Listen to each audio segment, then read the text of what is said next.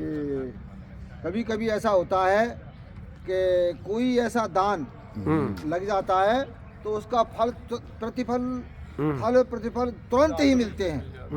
कोई घटना ऐसी घट जाती है उसका ही फल ना मिलता है।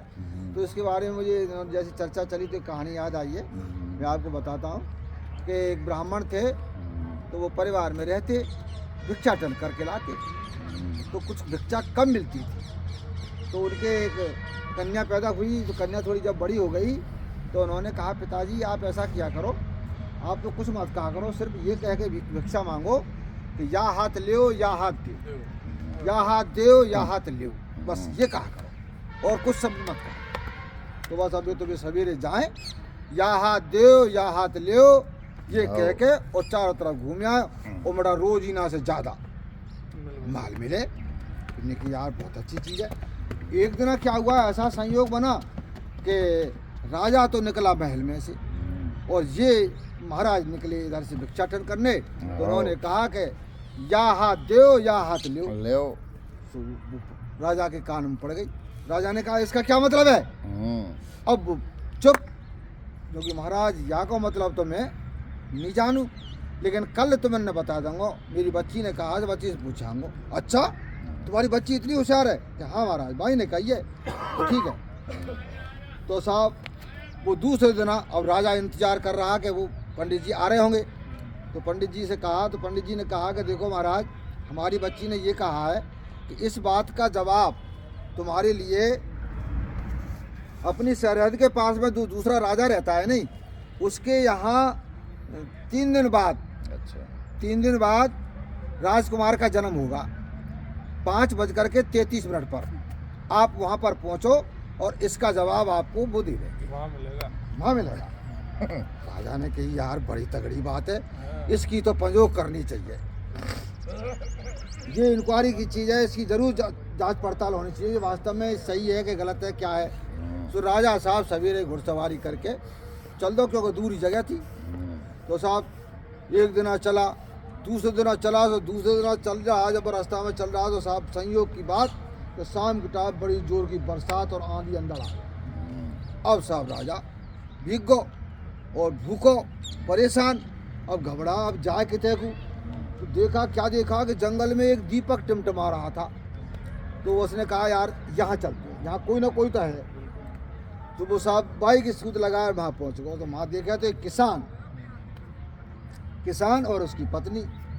तो वो आराम से वहाँ पे वो पहुँचते किसान तुरंत बोला, आओ महाराज, आओ आओ आओ साहब, आओ साहब। उसकी तो चाहे कोई भी आओ, सबसे महाराज ही कहता था वो। सही बात है। आओ।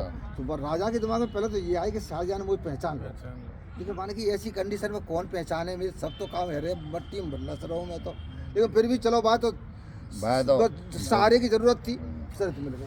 अब वो तुरंत भीतर गयो, माने कि देखो मेहमान आए, ऐसा मत करियो भगवान। वो बड़ी कर्कश थी, काऊ की नहीं सुनता ही, माने कि देख 1.5 रोटी है, वो 2 रोटी है, एक तेरी है एक मेरी है, चाहे तू खा ले चाहे मेहमान खवा ले, और ले जा जाए और फट किवाड़ बंद कर ले, और जी यहाँ आना चाहिए घरवारी में। जान करी। अब वो तो चक्कर में क्या करें, और चारों तरफ बरसात में भीग गई, जगह कहीं गीली नहीं, एक जगह बाई की थोड़ी सी जगह सूखी, सुबह ने वहीं तो बैठाया राजा को और कही महाराज ये ले रोटी खा लो। वो रोटी का अमृत कैसे टूक लगे, पूरी ठोक के खाएगा। तो बात भूख लग रही, और जैसे ही पेट में गई पानी पिया तो बात नींद आ गई। तो वो तो बाई के नीचे मई तो अपनी धोती दे दी, जोड़ भी था धोती दे दी, बाय ओढ़ सो। अब बाकी डिंगाई एक तौलिया रह गई, तो बाहर बिछ रही पटिया, सुबह पटिया पे कोहनी लगाए और वह तौलिया ओढ़ सो। अब क्या संयोग होता है कि देवयोग से वहां पर आ गया शेर को।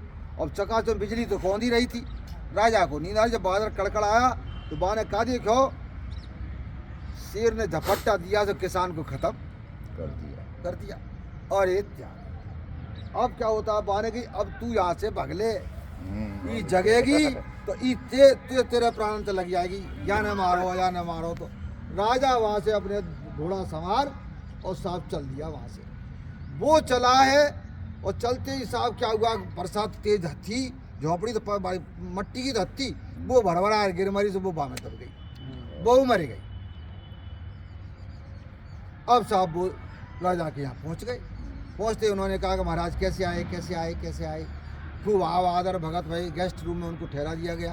फिर महाराज ने शाम को जब वो बादशाह खाना वाना कहाँ से होगा इनको तो बुलाने के बाद में कहा तो महाराज ने कि सुबह आपके 5:33 पर राजकुमार का जन्म होगा। तो मैं उनसे कुछ पूछने के लिए आया। राजा को बड़ी खुशी, यार मेरे संतान नहीं है और ये तो आपने बड़े से समाचार सुनाए। मैं समझ रहा था कन्या हो जाएगी तो बहुत अच्छी बात है, और जब कमर की बात सुनिए तो खुशी कुछ होती है। अब साहब वो तो राजा बड़ा खुश मिलने गया और आव आदर में 4 चांद लग गए और राजा बड़े आराम से। तो सवेरे टाइम होता है तो बाबू नींद कौन को आवे तो वो साहब जल्दी निमट में चलो गए, माने कि बाहर फ्रेश हो जाऊँगा और न घूम भी आऊँगा। तो अब वो जैसे लेटन कर रहा नहीं, तो लेटन करते करते माने क्या देखा कि एक सूरी भी आ रही, सुअरिया। तो माने 7 बच्चे तो डाल दिए और 8वां बच्चा लटक रहा और वो ची ची करे और वो ची ची करे, वो निकले नहीं। तो ऐसा कष्ट पा रही वो, ऐसा कष्ट पा रहा प्रसव कि दोनों ही परेशान। तो राजा पे वो सीन देखा नहीं गया, तो वो तो निमटा निमटी माने करी जैसी करी और वो तो साहब वहाँ से चले गया। तो टाइम भी है रो, और टाइम होते ही सर्दी से राजा वहाँ पर पहुँच गया। पहुँचते ही सर्दी से राजकुमार का जन्म। अब देखो पहले ऐसे भी थे कि बच्चे उनके जन्म होते ही बोल भी लग जाते। तो उन्होंने कहा राजन आपको आपकी बात का जवाब तो मिल गया, समझ में आई कि नहीं? बच्चा हो गया। हाँ, अब वो बच्चा तैयार, बच्चा से क्वेश्चन किया जाते ही तो उन्होंने महाराज तुम जो जिस क्वेश्चन के लिए आए, जिस प्रश्न के लिए आए उसका उत्तर तो तुम्हें मिल गया और तुम्हारे समझ में आई कि नहीं? तो महाराज मेरे तो समझ में नहीं आई। तो देखो तुरंत दान महाकल्याण, मैंने अपनी रोटी और अपनी जगह अब खुद परेशान है करके आपको दी है और मैं खत्म हुआ तो मेरा तो जन्म राजकुमार यहाँ राजा बन गया है, राजा के यहाँ जन्म लिया है।